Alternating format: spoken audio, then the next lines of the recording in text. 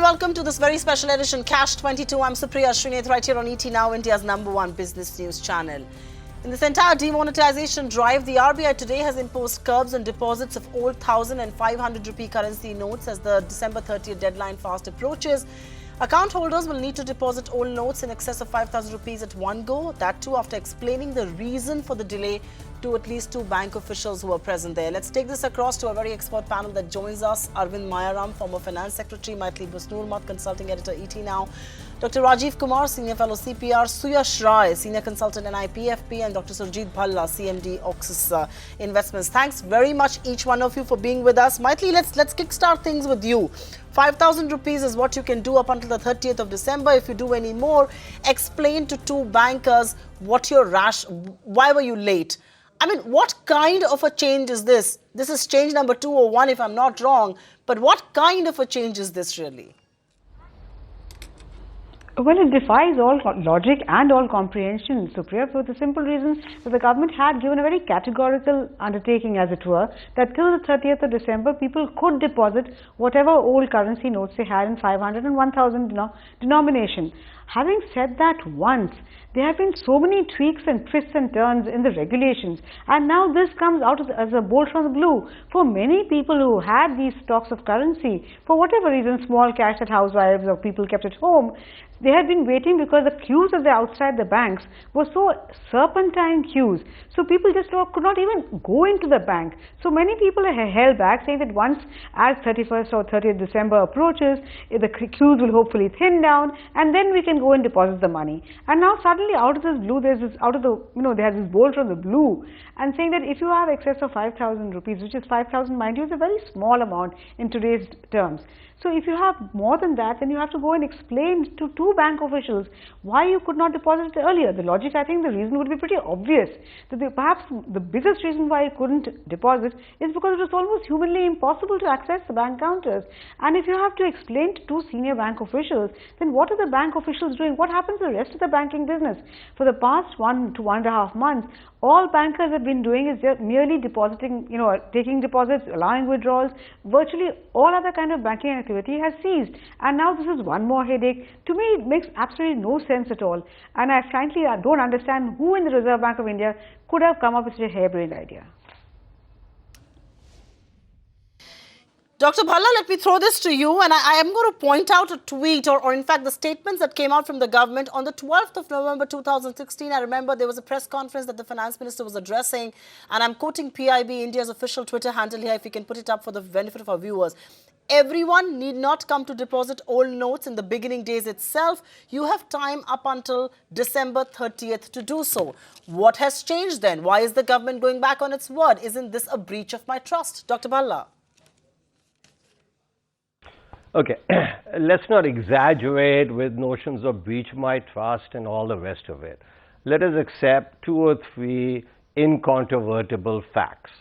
Fact number 1, the disbursement, the operation, post-demonetization leaves a lot to be desired. They've changed rules, etc., absolutely the case, and why they've done so, etc., we can go on discussing. But really, the fact remains, as Maithili said, they have changed one rule after another. Now, let us see how much of a headache it is. I also, actually, as it happens, I haven't returned all the money, the cash that I had, for the simple reason that Maithili said, that listen, there were long lines, etc., and I didn't go. Now, if I have to go post December 30th, or even from now to December 31st, and explain to two guys, it's not a big deal. Let's not exaggerate. Okay, the two bank officers say you make the same statement that you'll make to one, then you'll make to two. It does take more time from the banking official, but this is not the end of the earth. This is not as if the whole world has fallen on and my God have they put in. I agree that they should have had a clearly defined thing which they had before. No need to change. They possibly have some reasons to change. We don't know. But let's not make a mountain out of a molehill. Quite honestly, this last thing is just the last. What maybe we should know, and Maithili knows already, that basically about 14,000 crores have been returned to the system. So it's not as if there are long zillions of people waiting to deposit their money. So, why are we making such a big deal out of it? But there are many people like you and I, Dr. Bhalla. But Dr. Bhalla, there are many people like you and I who thought we will do it towards the end. And I'm going to take that question to Dr. Rajiv Kumar there. And Dr. Rajiv Kumar is joining us all the way from Bangalore. You must be traveling. I am very lazy. I like to do things last moment. I wanted to do it on the 29th of December. Why should I now be penalized? I mean, what kind of a change is this? You have got hoardings of the Prime Minister all over the place, all over India saying, your money is safe, you can come on until the 30th, do not rush, don't panic. And here you have changed yet another rule. I agree with Dr. Bhalla when he says these are just two bank officials questioning you, but those two bank officials could perhaps be doing a more productive work. It could have been a seamless line for me, which it hasn't been. I did not go because your queues were unmanageable. I am lazy, yes, but your queues were unmanageable.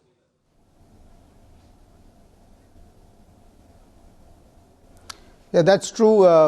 That's true, Supriya. And my only, I don't understand this because there is no explanation given. My only hunch would be that government has got some intelligence report saying that there is a lot of money waiting, somewhere, which could be brought in at this time, and this is the money that they don't want to come back to the banking system simply because they probably know that a large proportion of that is black money, if you like. Other than that, I can't think why would the government bring out a special notification at this point of time. On the other hand, it is true that you will have to explain this to two more bank officials, but that isn't really such a big deal as Surjit has said. And I suppose if you have a proper explanation that these were my lifelong savings or whatever, then the bankers, I suppose, will just have to note that, and then it becomes a part of the record. I suspect the government wants to get a better paper trail there about why the money is coming in, and maybe this is what they should have done in the first place to keep a better track of the ill-gotten money that of the black money that they wanted to catch. So that's the only explanation I have about the breach of trust. It's not as if they're saying you can't deposit it. It's simply they're saying that look, if you deposit it, it better comes with some explanation as to why you have got so much money which you want to deposit at this time. I agree with the numbers that were being quoted. 14 lakh crore is apparently already back in the system, and that's something that the government is perhaps fearing. But Dr. Mayaram, why did I not do it earlier? Hello, because your queues were unmanageable. I didn't want to waste my time there. I had some year-end leaves left, and I thought I'll do it on the 29th of December. Here you are. You're going to actually point fingers at me for why I did not do it earlier when you told me that you can do it up until the 30th of December. What sort of logic is that?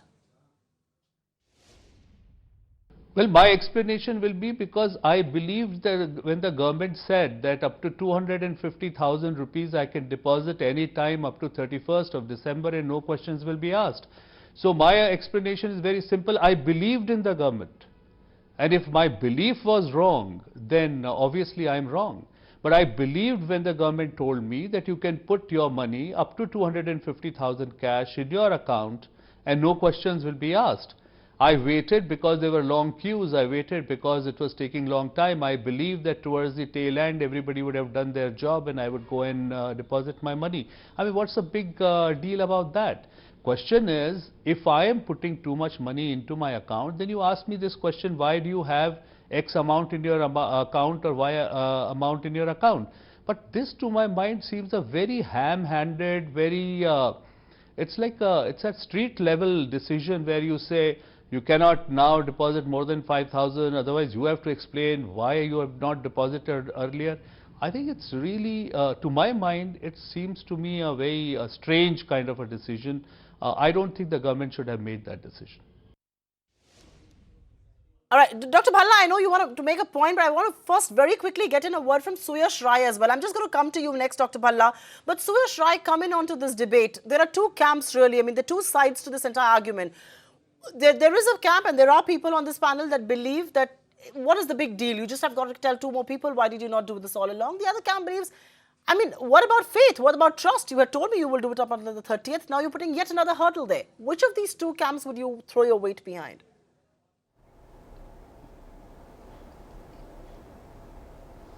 See, I'll just highlight two facts about this notification, and with that will tell you which camp I am in. First is that there is no reason given behind this notification. The notification has no explanation for why government and RBI have decided to break a promise they made on November 8th and repeatedly after that. I think at least they should explain to the people why this promise has been broken and what is the reason. So it should be a reasoned order, a reasoned notification. That is not the case. And this is just piling on. In and of itself, it may not be a huge thing, but there are other things that have happened which have increased uncertainty, reduced faith, trust in government, and this is just another which is adding on to that. And it's very difficult to create order, create trust in government, and very easy to break it. And all these things are adding up to break that trust in the minds of many citizens. The second point I want to highlight is that in the notification, they said that you have to give a satisfactory explanation to two bank officials, but it does not define what is the satisfactory explanation. So it is left to the whims and fancies of the front-end banking officials to decide what is the satisfactory explanation for you depositing more than 5,000 rupees, frankly, which is a very small amount. Many of us, as you are saying, have that amount in our pocket right now because we are waiting for the rush to go down. So at least they should define what is the satisfactory explanation so that the discretion in the hands of the banking employees is less. But this will open room for corruption or arbitrary rejection of deposits. Both are very, very worrying things. And I don't think this is, justified in this way. Even generally breaking of a promise is not justified, but to do it in this kind of a ham-handed way is absolutely not acceptable. Dr. Bhalla, you want to come in on that point that while yes, it is just two more officials, it makes things very discretionary. I mean, what is satisfactory explanation is perhaps I was traveling. What is not satisfactory is that I'm lazy, but that may be my genuine reason. Look, let's try and be a little bit objective about this whole exercise. What has happened, which you have seen, which I have seen, which all of us have seen, is that the trust that the government had in us citizens has been violated to the deepest extent. And we should talk a little bit about that trust being violated. For example, the government didn't think until quite late in the game that there will be armies of people, human mules as they were called, deployed to deposit cash. Okay? So the government was acting like you and me right now and saying, listen, we'll trust the people, they'll do as they are supposed to do, and they won't try and game the system. Every day I've got a call for the last 30 days about how the people are much smarter than the government and they're going to game it. So let's just recognize this is a battle going on between the gamers, that's most of the Indian population, and the bureaucrats, of which, if you will, some are corrupt, but not a whole bunch of them. So first, the trust has been violated by both sides. So let's get that clear. And second, you know, I have to explain, so the 2.5 lakhs that you were supposed to deposit, they should have had it from before. There should be an explanation. Again, the government made it very, very simple. Listen, deposit 2.5 lakhs and no questions asked. Now, what do you do if 90% of the people violate that trust? So therefore, don't blame the government for this. Blame ourselves.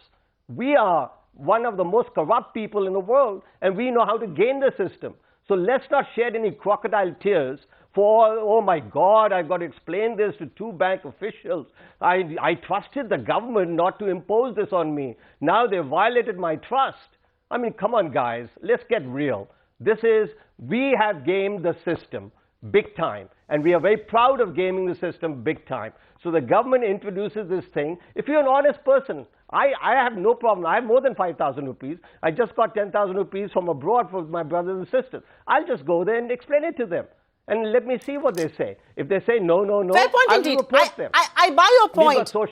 We've got social media. I buy your point, but let me get in, Dr. We've got everything else. Why don't we put it? Yeah. I get your point. Let's get in Dr. Rajiv Kumar there. Do you agree that most people were trying to game the system and there were gamers out there? Or do you actually believe that there were genuine people in the queues, genuine people who have been greatly inconvenienced by this arbitrary action? And is there really a trust deficit between the government on one hand and the citizens of this country on the other? That's the other big point. Shouldn't we be talking about this? Well, three points, Supriya. One, there have of course been a lot of people who have been genuinely badly affected, inconvenienced, hurt, and some have been injured, etc. So there has been that, and there is no doubt about that. Second, of course, the second point, of course, is that the 80% of the people, 80% of our population, for them really the 500 and the 1000 note economy doesn't even matter, because their disposable income is less than, per capita disposable income is less than 500 rupees a day. I mean, they are not into the 500 and 1000 rupee economy. So, which is why you see this huge amount of support for the Prime Minister, even from those who are standing in the queues, and and his approval ratings keep up. Third point, which is a little more substantive, I just try to do some numbers, which is that if you estimate the parallel economy to be about 30% of the genuine economy, and my friend Professor Rajiv Kumar, who's been opposing this move, says that it's about 60%, but let's keep it at 30%. That means there's 50 lakh crore out there of a parallel economy, which means that if you assume the velocity of money to be about 10, which is I think quite reasonable, in the real world it's about 8 in India, etc. If you assume it to be 10, there are about 5 lakh crore which has to be sloshing around at one point of time in this, financing this, lubricating this parallel economy. So that amount of currency, 4 or 5 lakh crore, is in some sense illegal. At any one point of time, I know that it keeps flitting in and out of the white and the black. Now, out of that, you've got barely 1.5 lakh crore left out there, which has not been put back into the system. So, as Surjit has been saying, we the proud people of Jugaad, innovation, etc., have managed to game the system and put it all there. At this point of time, I think the government, from its own intelligence or some other sources, etc., has figured out that the remaining there is, by the way, there was a situation, what I had heard was that some amount of old notes were leaking out of the banking system back into the population, for it to come back here. And this was with the connivance of unfortunately, of some of the bank staff and bank managers. Right. Now, how do you prevent that from happening? How do you prevent more than 100% of the 500 and 1000 rupee notes coming back into the banks? I mean, and that was a possibility that I just had heard a couple of days ago. So I think that this is a notification which is trying to make this more difficult. Okay, so this notification is trying to make things more difficult, but there are legal experts that have been on the channel before. Dr. Mayaram, am I jumping the gun if I say that this is perhaps the beginning of a default on promissory note, because somebody else voiced that concern? It is already a default. Default was on day one when you said that I have a paper on which it is written, I promise to pay 1,000 rupees, and you said, no, I'm sorry, I promised that I will pay you 1,000 rupees, but I will not pay you 1,000 rupees unless you explain where you got this money from. Now that is already a default on a promise. It's a breach of contract. But then, well, if it is done for higher good, obviously, higher good should prevail over any promise made. However, we need to see whether that higher good has been achieved or not. All right, so the higher good should prevail on any of this, and we hope the higher good will be achieved. But I'm going to talk about the legal tenability of this, because I was speaking to one of India's ace lawyers and he said this makes things vulnerable. Those were his words. So Yash Rai, I know you're in the camp that is not very amused with this circulation, but speaking just purely on a legal, factual basis, does this make the whole demonetization exercise vulnerable? There are many changes, but this one perhaps is on a little bit of a shaky legal ground.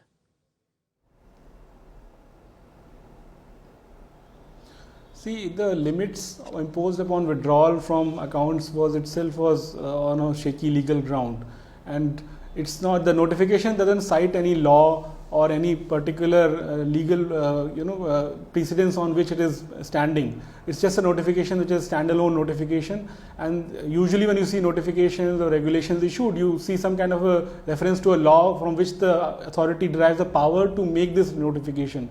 That is missing here.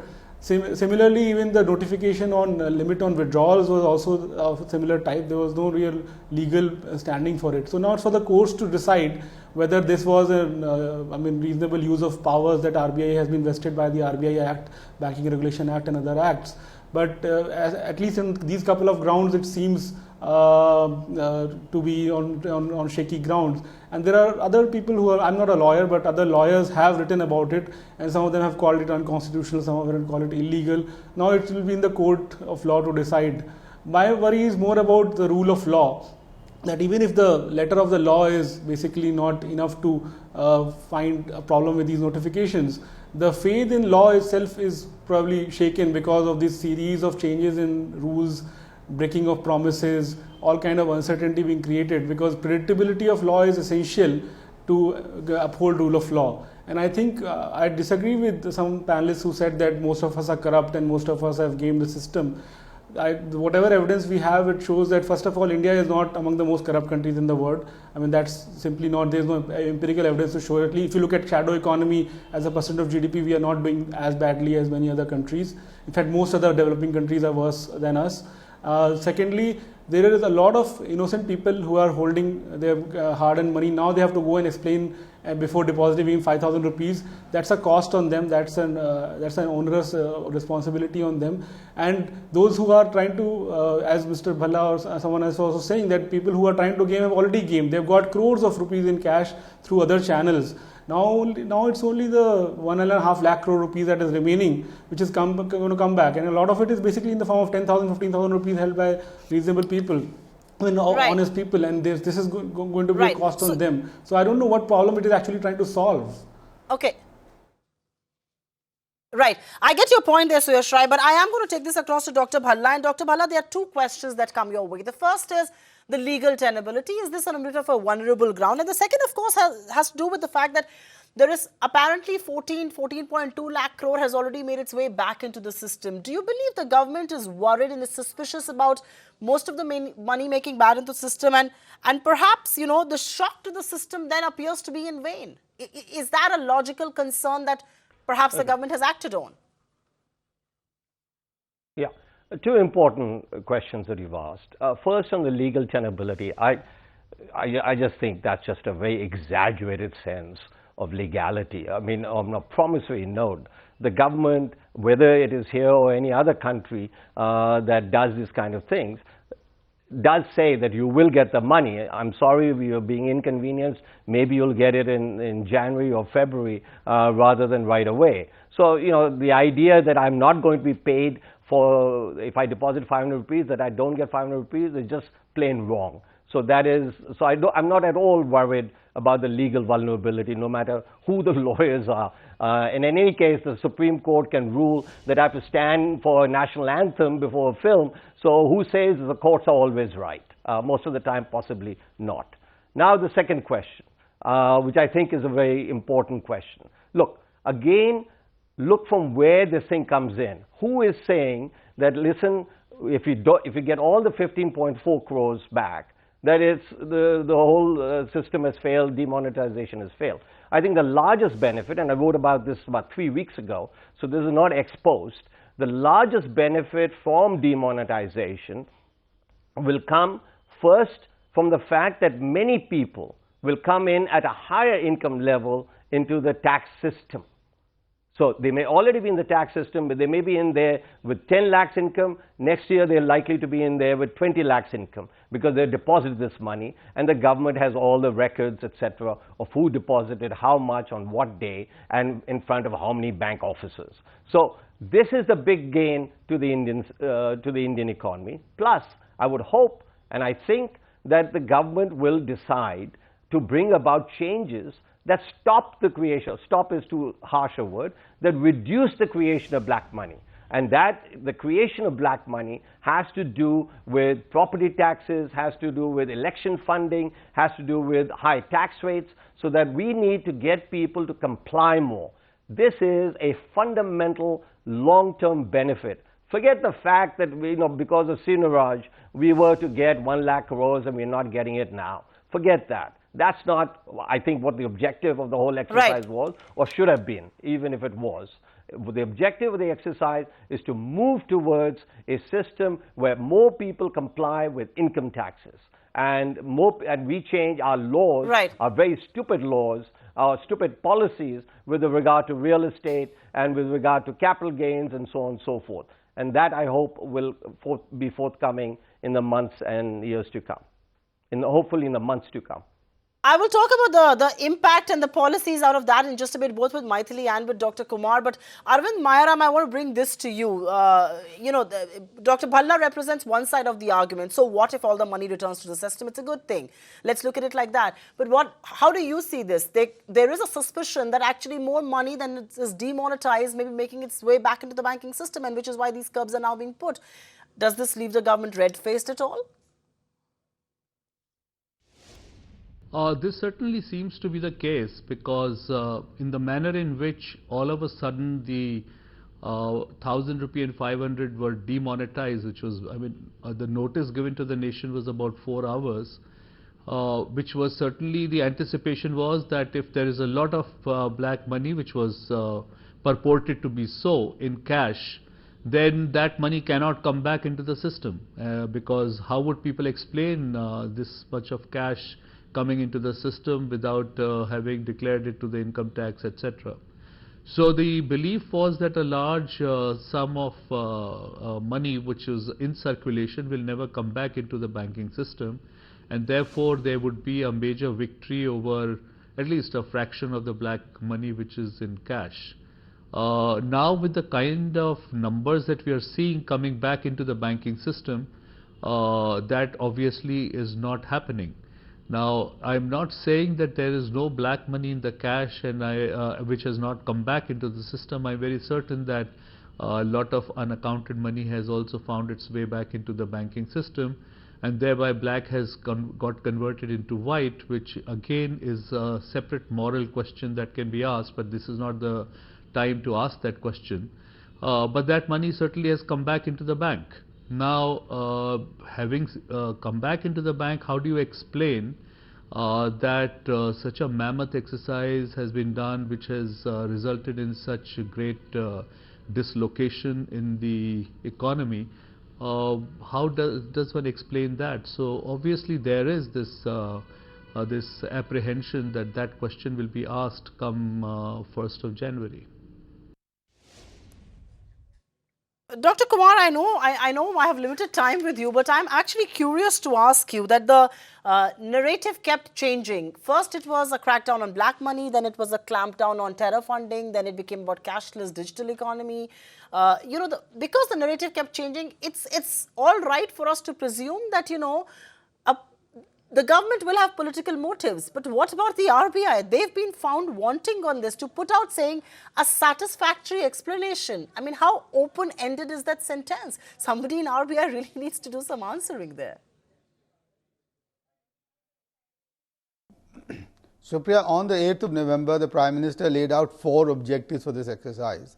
Minimizing or rooting out corruption, black money, reducing corruption, stopping, getting away the counterfeit money, and stopping terrorist funding. I think those are the 4 objectives that we should determine the success or the lack of it of this exercise.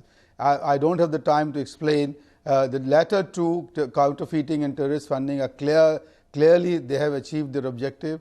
About black money and to assume that all that is coming to the bank system is now white is, I think, not right, because I think that battle or that effort begins now with all the money in the banking system, which now, by the way, leaves a paper trail, and for which reason they will have to, the net our tax base could be much wider, and these people would have to would be in the tax net, and therefore they would have to pay the penalty for the black money they have. About corruption, this is the big, this one would not do anything, because you need many more moves after this to stop the sources of corruption into the system, which is political funding, which is rent seeking by the bureaucracy, which is the real estate laws, etc., etc. So 3 out of 4 I think we have achieved, if in some sense. The 5th one, which is about the leapfrogging on financial technology, I think there couldn't have been a stronger fillip in our country to moving in the digital money world than what has been given by this particular measure, and that will serve India very well. Because that's where the world is moving towards, and if this puts us on a fast trajectory, so better for it. So I don't think we should, feel embarrassed about this move and think about it as just too much of a cost for nothing. If you look at the net cost benefit analysis, I can prove to you that net the country will have gained and gained substantially with this. Like they say, inshallah. But let's keep your words at that. And I'm going to get to Maithili there in this discussion. Maithili, the point that Dr. Kumar is trying to make here is, and I think it's a valid point, that some of the money that has come may not be all white. It's leaving a paper trail. Money will now be unearthed, which was black. People will be penalized. But in this entire process of cracking down on the bad boys, isn't an honest citizen going to be impacted as well? We all know that the hotbed of corruption is the income tax guy who sends you that notice.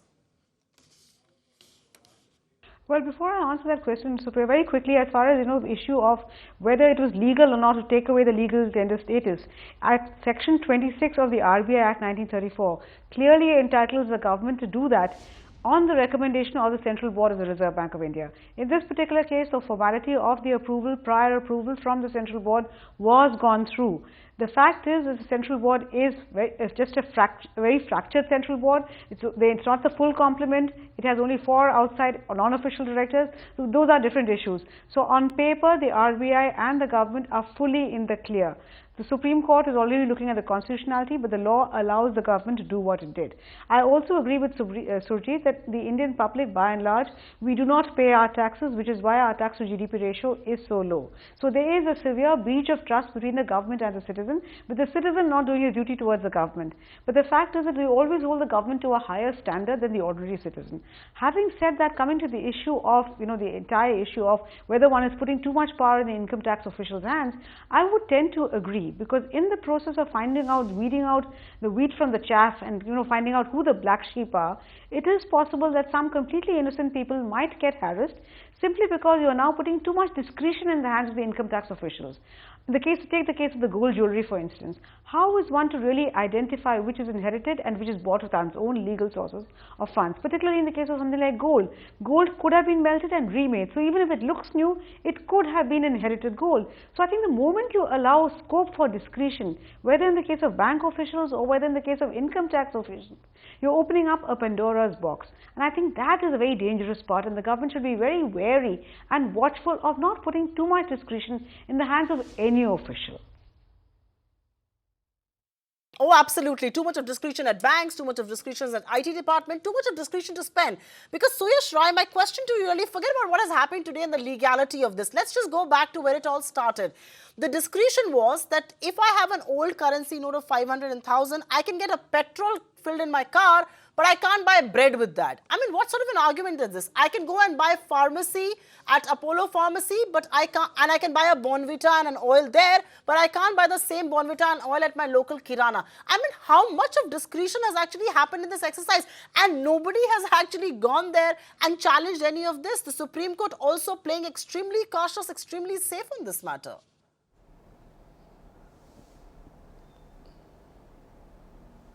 Yeah, so I think those exemptions were created mainly with a view to give some relief without making it easy to launder the money. So, for example, much easier to track the money that is coming through the petrol pumps, much more difficult to do it if some retail shop where food is sold or where bread is sold is allowed to accept this money. So that was the basic reason, and the fundamental assumption behind this decision and its implementation is that everybody is presumed to be guilty unless proven innocent. So there is a basic suspicion on which it is built. So then you can't really create much flexibility for people to use old cash in many places, because if you allow that flexibility, then it is assumed that it will be misused and money will be laundered. So that was the basic assumption. Now if this assumption would have been kind of justified to some extent if suppose 5-6 lakh crore rupees had not come back into the system and had been destroyed, and that would have been assumed to be black money. And government told the Supreme Court also that at least 3.5 to 4.5 lakh crore rupees they were assuming will not come back to the system. And I think that is as becoming clear that it's not going to be the case. And let's be clear, that was the main objective of this exercise, to attack black money, to inflict losses on those who are holding black money.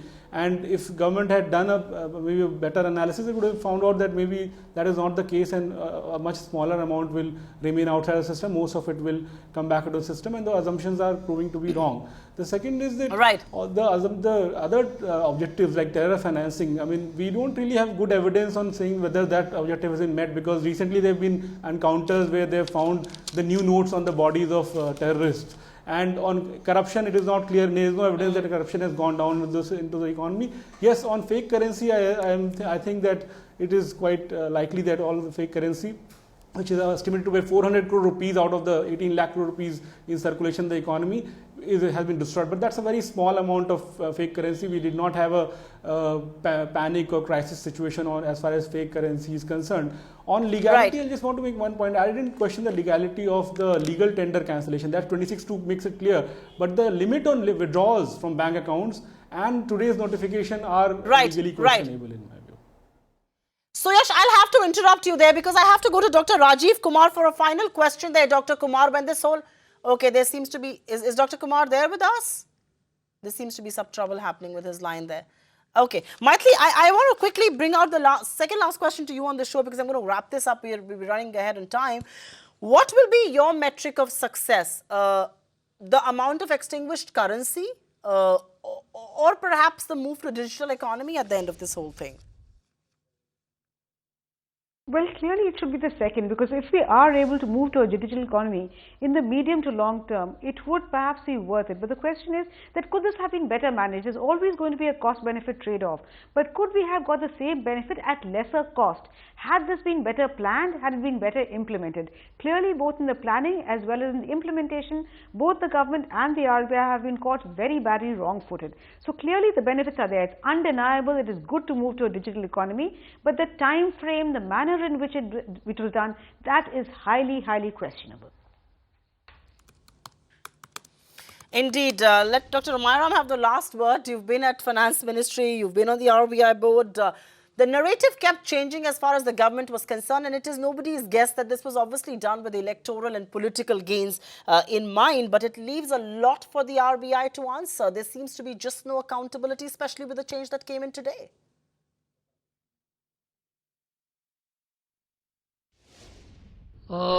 Let's put it this way. There is nothing wrong with the political party or the government, political party in government wanting to encash on any decision they take politically. So I don't have any complaint on that. I mean, that is the job of a political party and they should do it. Reserve Bank of India actually, to my mind, has got kind of stuck in a bad situation over which they have very little control. It's a very professional organization. I have dealt with it very closely. I think they are first-rate officials who work there. They understand monetary policy, they understand money supply, etc.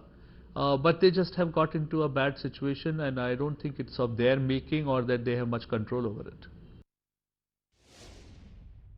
All right, on that note, completely out of time on this edition of Cash 22. Thank you very, very much for tuning in. The jury is still out there, but the government has made yet another change today. The RBI specifically, you cannot deposit old currency notes over 5,000 rupees without giving two bank officials the explanation of why you were late. My answer would be, I'm lazy and I like to do things at the last minute. But thank you very much, each one of you, for joining us on this show. And thank you very much, our viewers, for tuning in.